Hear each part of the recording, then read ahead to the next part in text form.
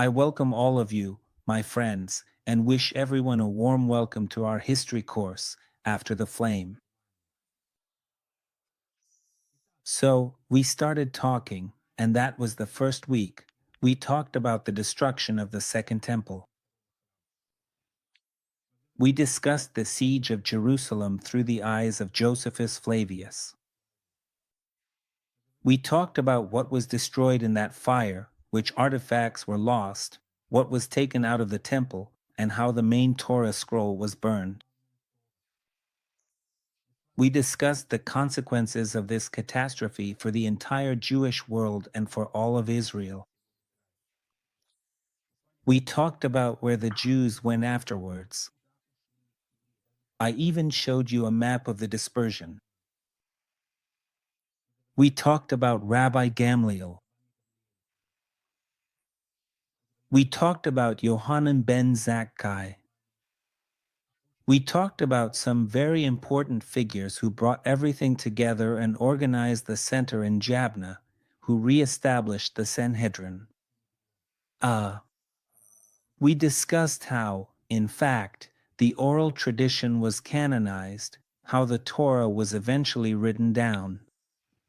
We talked about Emperor Titus, about his triumph in Rome. We talked about Antioch, about Babylon, about life in Alexandria. We talked about that early manifestation of anti-Semitism. We also had an entire section about how the Messianic community developed. We talked about the Apostle Paul and wondered whether his legacy is still alive. We discussed who the Nazarenes and the Ebionites were. We talked about who the Gnostics and Hellenists were and the general problem of Greek philosophy.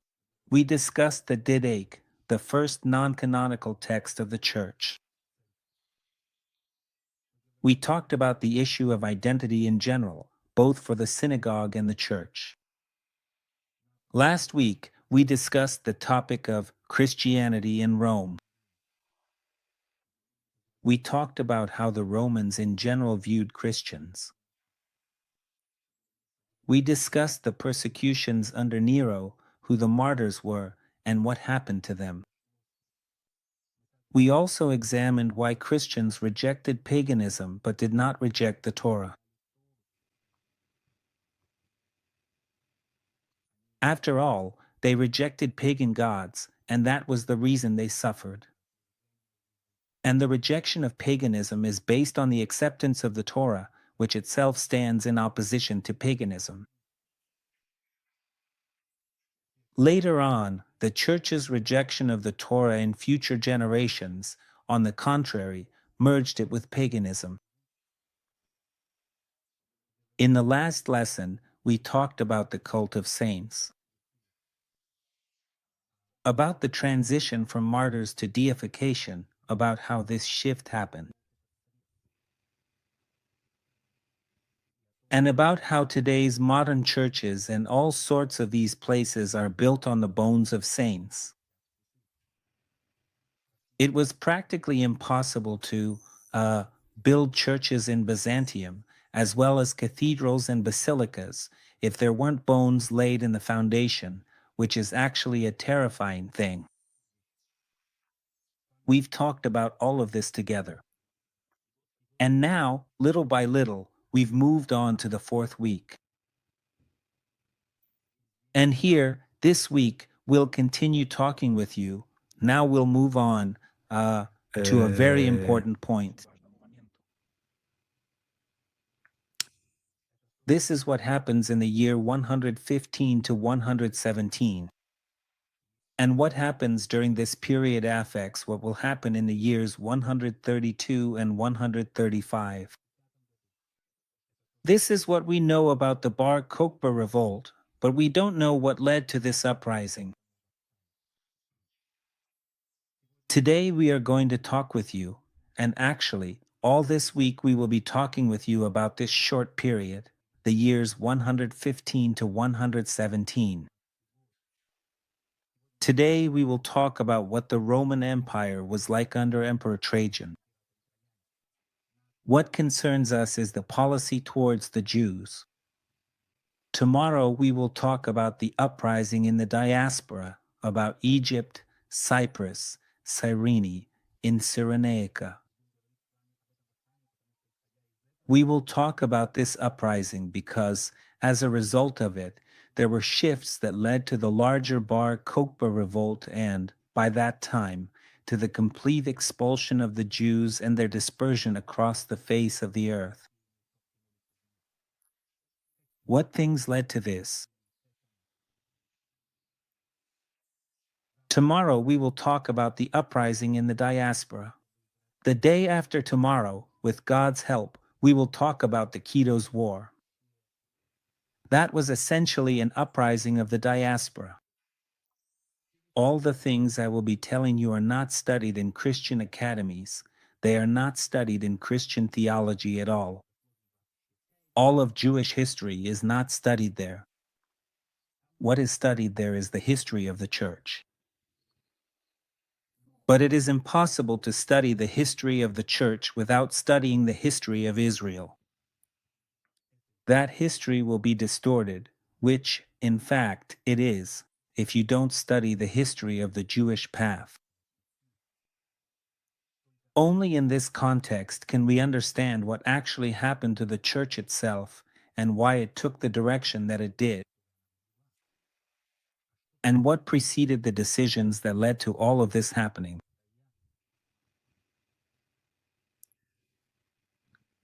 All this knowledge, my friends, exists here in the land of Israel. And today we live in a remarkable time, a time when we can unearth all these layers and make them accessible. This week, we will talk with you about the suppression of this uprising in the so-called diaspora, known as the Quito's War. About how Rome destroyed the communities of the diaspora. Right now, I'm not talking about the Jerusalem community. What ultimately brought us to where we ended up. And why, in the year 130, right before the Bar Kokhba revolt, did Rome ban circumcision? After all, circumcising Jewish children had always been permitted. And Judaism itself was a permitted religion in the in the Roman Empire. So what led Rome to ban circumcision?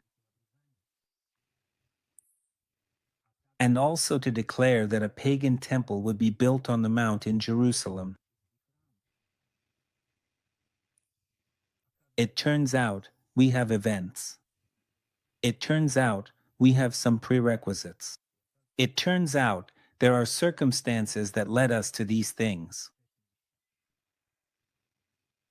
Because when we study history, on the other hand, we're shown that the Jews were always such rebels, that they were always rebelling against Rome, and that they were always punished by God for it. In reality, the picture is completely different. If only we know how to see things as they really are. That's why history is flat, it just moves along. The way it will be interpreted and the way it will be presented, that's what you'll end up believing. In order not to invent parallel worlds, we need to look at the path that actually happened. And we, Jews, know our history very well and preserve it. And we know everything that happened to us, literally down to the details. All these things we will cover in our course. So, welcome to the course After the Flame. And we're starting. There are wars that changed the map of the world. Wars whose names everyone knows. There are great wars, we know about them. The Punic Wars, Caesar's conquests, the Great Uprising in Judea, There are great wars of the past that we know about, but there are also wars that have been erased from the pages of popular history, forgotten. Wars that have drowned in blood and time. These are wars that no one makes movies about and no one writes bestsellers about. But it is precisely these forgotten conflicts that often turn out to be the most brutal and the most important for understanding what happened next. For us, what we are going to talk about today is a very important moment. A moment that very few people even know about what happened during that time. And my task today is to tell you about just such a war. A war that broke out when the Roman Empire was at the height of its power. These were wars that engulfed not just one country, but entire provinces, from the deserts of Libya to the islands of Cyprus, the bustling cities of Egypt and Alexandria. This is a story about how the despair and messianic hope of an entire people collided with the imperial might of Rome. By studying this history, you will understand a great deal about the Jewish people. You will understand why Jews never give up. They may be sinking, and sometimes it seems like they have drowned, but they have never surrendered.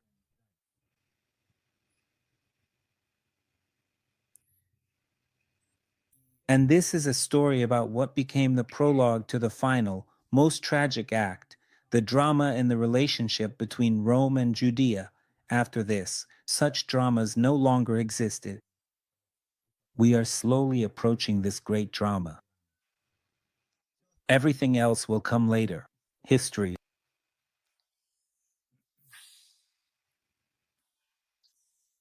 So today we are starting the fourth week of our course. It will be dedicated, as I said, to the most turbulent period, the years 115 to 117 CE. That's right. In the past, we have already paved many interesting paths. We have explained a lot of things. We have talked with you about many things, about how the Jews came to the point they reached. That's why we need to understand what kind of atmosphere generally prevailed in the empire at the beginning of the second century. To realize why it turned into a powder keg, ready to explode at any moment. Essentially, this is a fundamental lesson, just like all the lessons we do. I try to make these lessons very simple, expressing all the ideas in my own words, without overloading you with historical references, endless names, cities, or dates. I try to present it in a way that lets you actually see the story itself. For me, the story itself that you will see is much more important. Without what happened in those times, it's impossible to understand the Bar Kokhba revolt itself, or the very choice of Bar Kokhba. Often, many Christians say, look, they chose a false Messiah for themselves. My friends, do you really think this was done just like that, by mistake? It's precisely the lack of knowledge of this whole history that leads us to make completely wrong conclusions. That's why we need to understand what the atmosphere was like there. Without this, we can't understand either the revolt itself or all its catastrophic consequences. We also will never understand the rise of Rabbi Akiva's star, which we'll talk about at the end of the week.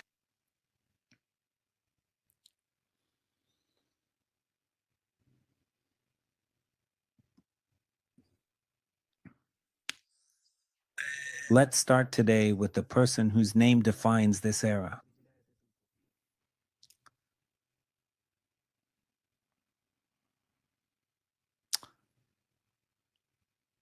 This is Emperor Marcus Ulpius Trajan.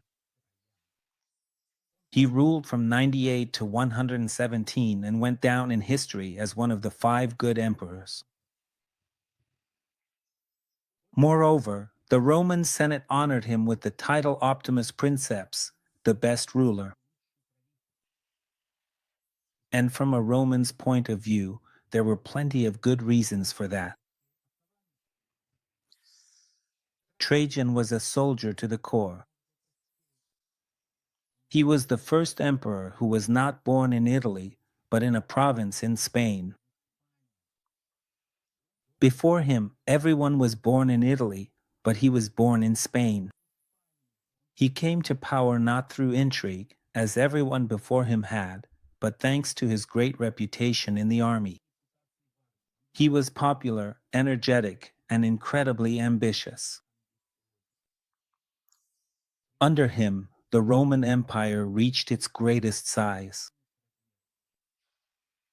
He conquered, for example, Dacia, which is modern-day Romania, and seized its countless gold and silver mines. With this money, Trajan launched grand construction projects in Rome. For example, Trajan's Forum.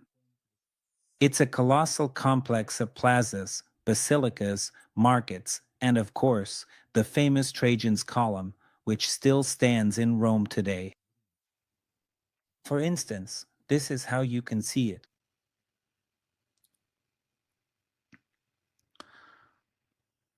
In a spiral, it tells the story of his Dacian victory. It was a world of self-confidence. A world where Rome felt like the master of the universe. And all of Trajan's policies were imbued with this idea, the idea of expanding the empire, of dominance, and Romanization. All empires are alike. They all dream of ruling the whole world. We may live in a different century today, but imperial ambitions have not diminished because of that. Julia, thank you. I appreciate it. Thank you very much. Expansion, domination, Romanization. These are the same messages today as they were 2,000 years ago. No one has gone anywhere, and neither have the Jews disappeared. What was his policy towards the Jews? At first glance, everything seemed to be as it was before. There was the status of so-called religio licita, that is, a permitted religion. That status was maintained. Judaism was a permitted religion. It was legal. Jews were exempt from the obligation to worship Roman gods and to worship the genius of the emperor. That's it. For example, for Christians, this was a death sentence. Christians could not worship the emperor, but they did not have this status. Christians also could not offer sacrifices to the Roman gods, but since they did not have the status of religio licita and were not in the same position as the Jews, this was a death sentence for them. This is exactly what we discussed with you during the reign of Emperor Nero. But it was not always like this. In the future, this legality came at a price. The Jews paid for this legality. And the price was not just money. The price was humiliation. This is what brought the whole concept to its, how should I put it, well, logical conclusion.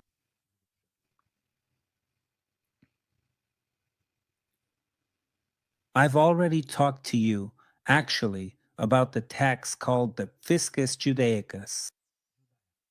It was called the Jewish tax. This tax was introduced after the year 70, when Jerusalem was burned, the temple was burned, and all Jews paid a tax to Jerusalem. All Jews around the world paid a tax to the Jerusalem temple. It was precisely thanks to this that the temple existed, thanks to this shekel. But when Jerusalem was burned and the temple was burned, they introduced the tax called Fiscus Judaicus, and every Jew in the empire, regardless of age or gender, had to pay 2 drachmas a year. The amount, in principle, was not large. But this money didn't just go into the treasury. If it were just taxes for the treasury and for the development of roads, that would be nothing. We all pay taxes. This money was specifically directed to the temple of Jupiter Capitolinus, the main pagan temple of Rome. The Fiscus Judaicus was deliberately collected from Jews to pay for the temple of Jupiter.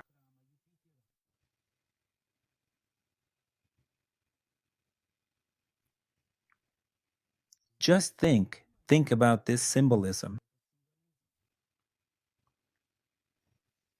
You, a devout Jew living in Israel itself or even beyond its borders, are forced to pay a tax for the upkeep of the temple of your conqueror's gods, built right on the site of your own destroyed temple.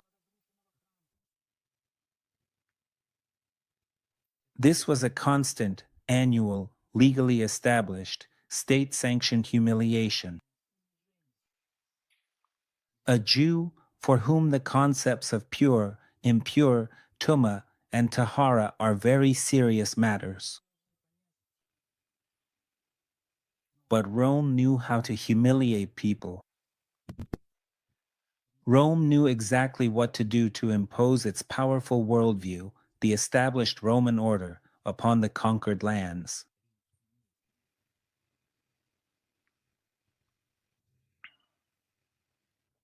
The Roman historian Suetonius writes that under Trajan's predecessor, Emperor Domitian, this tax was collected with particular cruelty, sometimes even publicly checking whether a person was circumcised so that no one could evade it.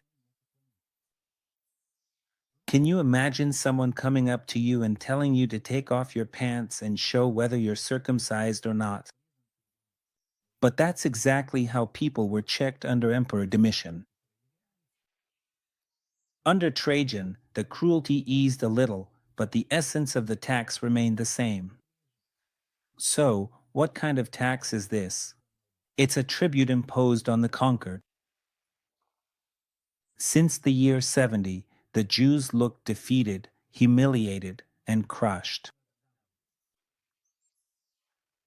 Israel fell under the onslaught of the Roman army.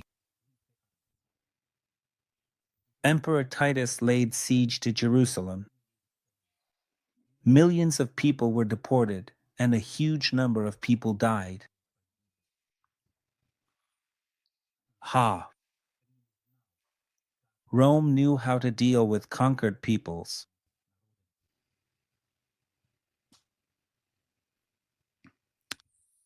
And yet, it was bearable.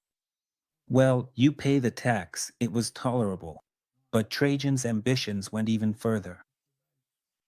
His main dream, his obsession, was to fight and defeat Rome's last rival, the Parthian army. Parthia was a nightmare for Rome in the east. A nightmare. It was the Parthians who, in 53 BC, crushed Crassus's legions and captured the Roman standards. It wasn't just a disgrace, it was an indelible shame. Trajan wanted to put an end to this centuries-old struggle because he was a soldier. And in 113 AD, he launches his Grand Parthian campaign, a truly grand Parthian campaign. The legions moved through Syria and Armenia, entering the very heart of Parthia in Mesopotamia. That's the land between the Tigris and Euphrates rivers.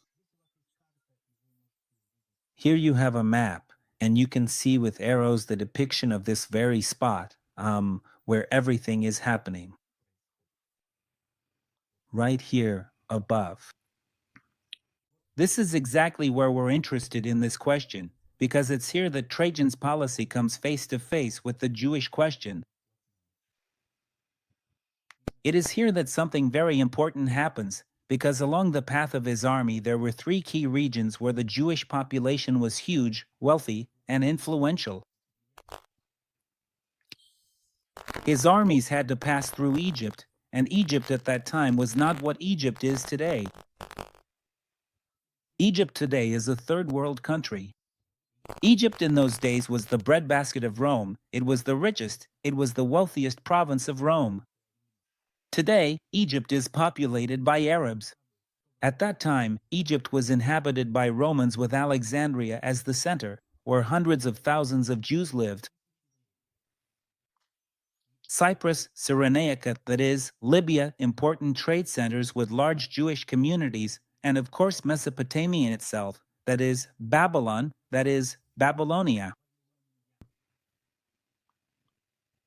This was one of the oldest centers of the Jewish diaspora, which for centuries lived under Parthian rule. They came to fight the Parthians, and they had to pass through territories where Jews lived. Now, Trajan's policy aimed at conquering Parthia inevitably turned the Jewish communities into a strategic factor. For Rome, this entire factor was extremely alarming.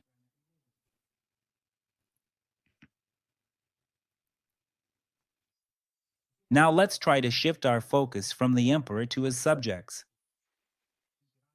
That is, on the tension that was brewing within the diaspora itself. What was happening inside the Jewish communities at the beginning of the 2nd century? Imagine, the temple is burned down, there's a humiliating tax, poverty, survival, and on top of that, the Romans' attitude toward you is that you're a defeated people just like that. It was a real cauldron, boiling with three dangerous ingredients. The first ingredient was economic pressure and social hostility. This is very important to understand, my friends, because from this point, we start to get closer to what was actually happening. The war with Parthia was a colossal undertaking. It was an incredible military campaign that required a lot of money, food, and resources. Taxes were rising. Egypt was the main supplier, the supplier of grain. And a special burden was placed on Egypt. Thank you, Chico. Thank you. A special burden was placed on Egypt, and there were a lot of wealthy Jews living there, and they had to give up a great deal of their property. Therefore, the Jewish communities, being an important part of economic life, bore the greatest burden. Now, if something needed to be confiscated for the benefit of the army, they would first go to the Jews and ask, "Who has what?" "Ah, the Jews have something." "All right, we'll take that." In cities like Alexandria, there were not just ordinary taxes, but special ones. Property, money, grain, and various other things were confiscated for the benefit of Rome to support this war. All of this was taken from the Jews. They're rich, they have things, they lost to us, they're in a weak position, we'll take from them. All the more so because the conflict between the Greeks and the Jews themselves in Alexandria had a history going back 100 years. It was a volatile mix of economic competition, cultural differences, and religious intolerance. All of it together.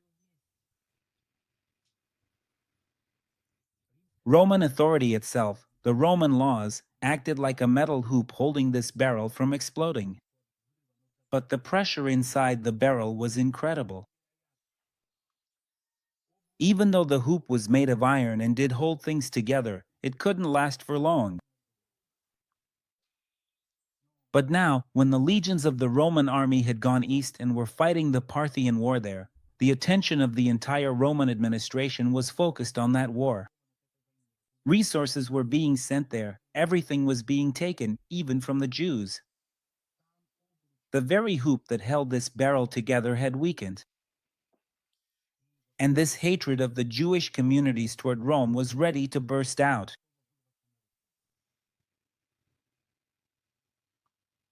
That's the first prerequisite. The second ingredient, brewing and simmering inside, was the memory and hatred toward Rome itself. It had only been 45 years since the fall of Jerusalem. Many Jews had lost relatives who lived in Israel. Many brothers and sisters were killed, many were taken captive, and the property of many people was scattered across the world. Only 45 years. It seems like a long time, but it's not enough to forget. The generations that had witnessed the horrors of that war were still alive. Stories of the burned temple, of millions killed, of hundreds of thousands sold into slavery. These stories were passed down by word of mouth in every synagogue. Inside the synagogues, there were a huge number of refugees from Israel itself, from Judea itself. Many had lost their relatives, their loved ones. In Judea itself, all this memory was a fresh wound. But in the diaspora, essentially, which did not experience the full weight of the Roman steamroller, it evoked a slightly different feeling, a thirst for revenge, a desire for retribution. Rome was not just an authority. Rome was not just a ruling power, like the government in any other country. It wasn't just authority as we understand it today in Europe or in the East or West. For the Jews, it was an unholy kingdom.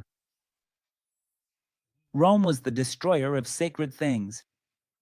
That's why in the book of Revelation, John wrote so much about Rome. But we think he's writing about some chips in people's heads in some 666 that we're searching for today in the 21st century. The entire book of Revelation is written about the Roman Empire. Because John, whom Rome had shackled and kept in a cave on an island, considered it an unholy kingdom. Plus, there was also the humiliating tribute, the tax we talked about with you. And the third ingredient that brews this whole barrel and adds insane pressure to it is the Messianic expectations. This, you could say, is the key point. The defeat in the year 70 did not destroy the faith in the coming of the Messiah. The Messiah, in the understanding of Israel, is first and foremost the liberator of Israel from oppression. He is the one who is supposed to defeat the enemies of Israel. He must crush the enemies, he must restore the kingdom. That's why the disciples asked Yeshua, "Is it at this time that you are restoring the kingdom?" This was a natural expectation. Were these expectations correct? Of course, they were correct. This is what was foretold by the prophets. This is what the prophets tell us over and over again. Messianic expectations were intense. And the suffering of Jews throughout the diaspora only strengthened the faith in the coming of the Messiah. Now, why didn't the Jews accept Yeshua as the Messiah? Because he didn't do that. He didn't free the Jews. He didn't liberate Israel. On the contrary, things got much, much worse. So the Jews thought it over and said, "No, we can't agree with this." Although there were a great many other Jews who saw this as the fulfillment of prophecy. Fulfillment. And they believed that after one Messiah, another should come. This is what they call Messiah ben David and Messiah ben Yosef. In other words, apocalyptic texts and prophecies were circulating among the people, saying that before dawn, there must come a dark hour. These sufferings, which we call the birth pangs of the Messiah. Now imagine all the sentiments in the year 115, fueled by all of this. Rumors start to spread. Back then there was no internet like today, where you can track everything live. Rumors reach people that the great Trajan, the conqueror of the Dacians, is bogged down in Mesopotamia. He decided to conquer the Parthians, but he got stuck there. It turns out the Parthians are putting up fierce resistance. And in the Roman army, there are diseases and some epidemics. The empire, the entire Roman Empire, is straining all its resources. How could people who lived in anticipation of the Messiah, in expectation of a miracle, interpret these events? All of this seemed to them like a sign from heaven. They saw a sign in all of this. The entire Roman army is stuck in Mesopotamia, unable to get out. Any moment now, it will be defeated. The Parthians will soon triumph over all of this. Rome's entire economy is focused there. This is the end of the ungodly kingdom. The Messiah is about to appear, and all that's left is to rise up and go out to meet him. This faith was not just abstract. It was a faith that was waiting for guidance to act, for direction to take action. And that's what we're going to talk about with you this week. How all these factors led to the Bar Kokhba revolt and Rabbi Akiva. So, we already have 3 layers that we're talking about. First, there is economic discontent, a burning hatred of Rome, and also religious enthusiasm, which is further fueled by Messianic hopes. Altogether, this created a very explosive mix. Trajan's policy, unintentionally, became the catalyst that mixed all these ingredients and struck the match.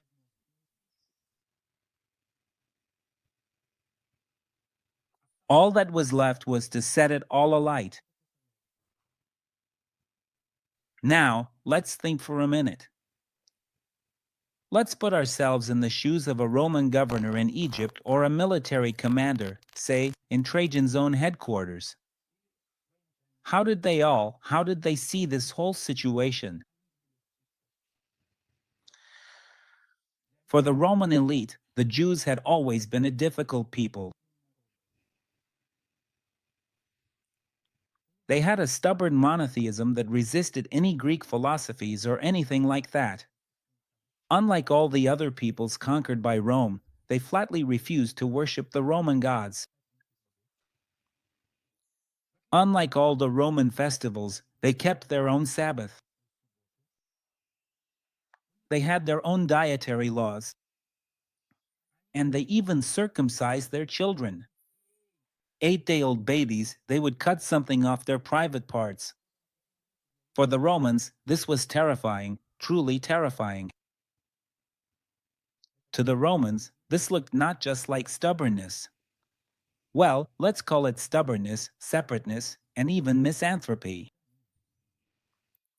They couldn't understand this loyalty to a single invisible God. How could anyone worship an invisible God at all? How can you worship or even talk to something invisible? When we have so many visible things, made, painted, displayed, just take your pick. But these Jews, they're completely crazy. They worship an invisible God. On the Sabbath, they don't work, deprive themselves of income, and even forbid their slaves, servants, and livestock from working. Even their livestock doesn't work. All right, but what does livestock have to do with it? Livestock can plow, after all. But no, even the livestock doesn't work. Slaves, they're not even considered people, but even they don't work.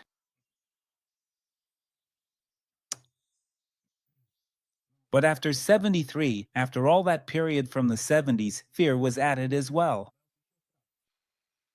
The Great Revolt was one of the most difficult and bloodiest wars in the history of the early empire.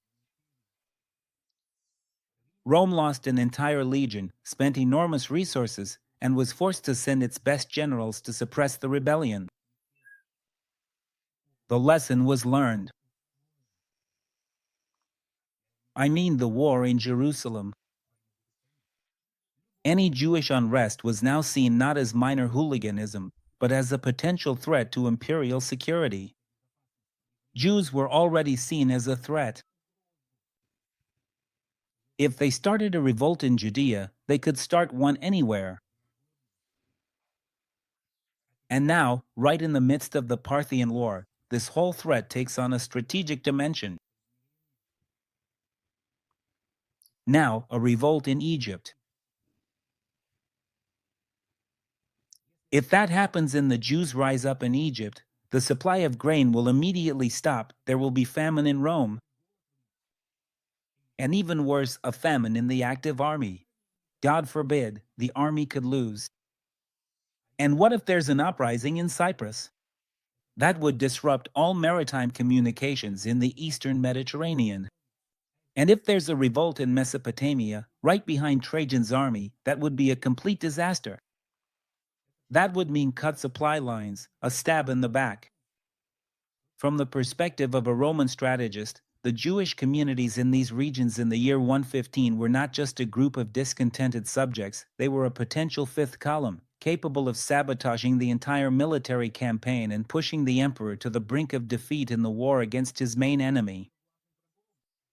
Rome understood perfectly well, there are external enemies, but there are also internal ones. The internal enemies were the Jews. That's why any spark of rebellion had to be not just extinguished, but burned out completely. Any resistance had to be crushed with the utmost demonstrative brutality to serve as a warning to others. Rome could not afford to show even the slightest sign of weakness.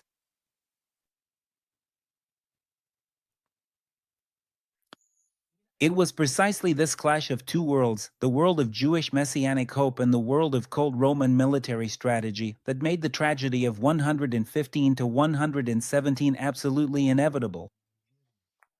Each side acted according to its own logic. And all this logic led them straight to a bloody outcome, one that, in the end, was impossible to ignore.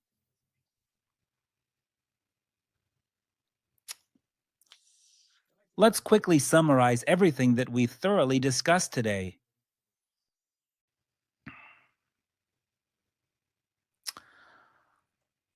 Ancient Rome, in its ambitious attempt to significantly expand its vast territory, in its relentless endeavor to expand the mighty empire and seize valuable new lands, set its determined sights on the ancient civilization of Babylonia.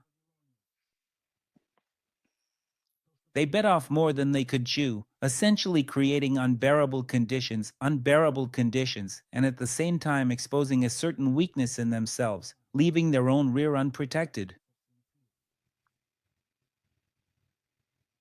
It was a perfect storm, truly perfect.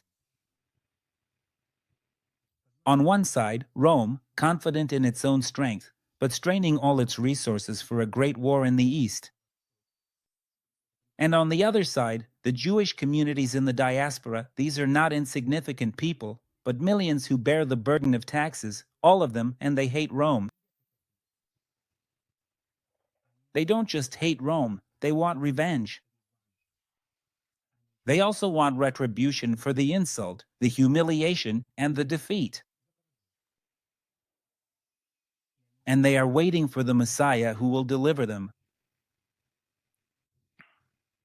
The imperial ambitions of Rome clash with national religious despair.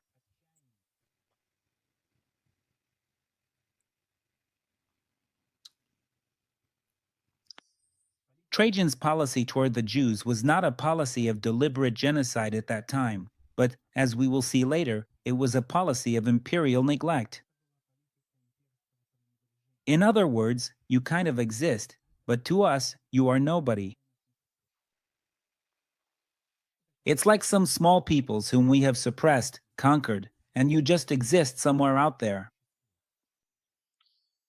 Trajan was very focused on his great war with Parthia. He didn't have time to pay attention to what was boiling over in his rear. He saw the Jews as just one of many peoples. They were supposed to pay taxes, keep quiet, and not stick out. But he underestimated the depth of their despair and the strength of their faith. And this underestimation cost both the Jewish people and the empire dearly. And in the year 115, this powder keg exploded. We'll talk about how it happened, where the first spark ignited, the scale this war reached, the war in the diaspora, the war or uprising of the Jews throughout the diaspora, and how Rome responded to these challenges. We'll discuss all of this week. We'll talk about the uprising in Cyrenaica, in Egypt, and on Cyprus. All of this is known as the Kitos War. We'll lay out all these pieces on the chessboard. And next time, we'll look at the whole game, how it started and how it ended so tragically. Friends, thank you so much for joining us for this broadcast and this lesson. Honestly, it's a great honor for me to share these wonderful things with you.